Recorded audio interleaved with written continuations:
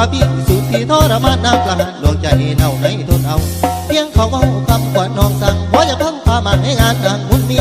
ส่วนว่าพี่มันคิดที่ตัวเด็ดสติเป็นแนวต้องนั่งคงใจไว้เลยมาให้มันเหลือใจคงคือเสียงสะอื้นจากอายไว้พรให้ส่งไปขอแต่ได้ฝากส่งถึงนั้นขอไปทางบรรเทาทุกปีสายลงบางสุขเกิดบนกลางเมื่อรักนางสมดังใจ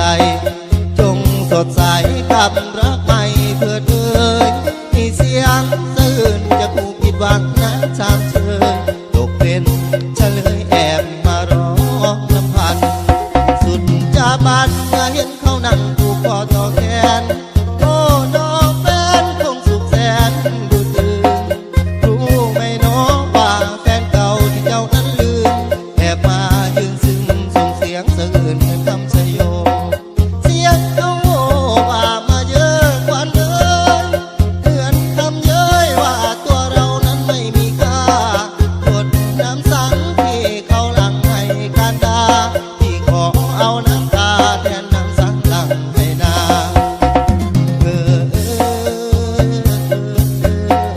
จงเป็นสุขเถิดจงสุขีเถิดนา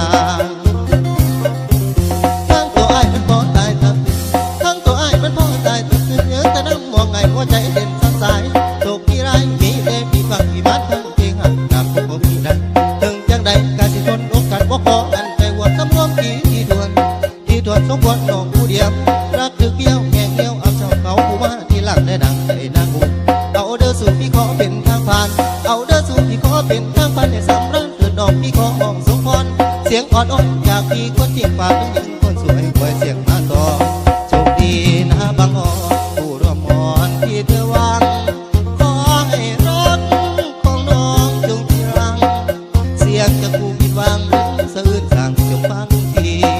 เจ้าสุขีส่วนพี่นี้ต้องชักสวงวอนสิ่งศักดิ์สิทธิ์ทั้งปวงในโลกกว้างเป็นสักขีเป็นผู้แพ้รักยอมตระหนักด้วยความบางที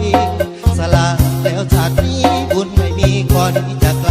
ใจดวงน้อยเป็นไม้ดอกพันใจดวงน้อยเป็นไม้ดอกพันนั้นประวันชื่นชมเอาความสำ